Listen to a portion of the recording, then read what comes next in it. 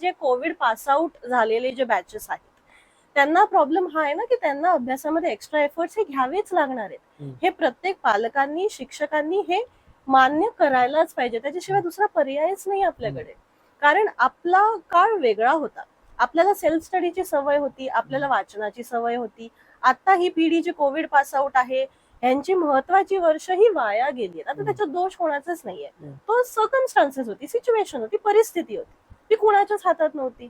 पण आता सत्य परिस्थिती, द ब्रुटल रियालिटी ती हीच आहे की ती तर मुलं लहान आहेत, त्यांना ती समज नसणारच, कमीच असणार. तरी आपण अंडर एस्टिमेट करू नये, कारण ते आपल्यापेक्षा खरं हुशार आहेत.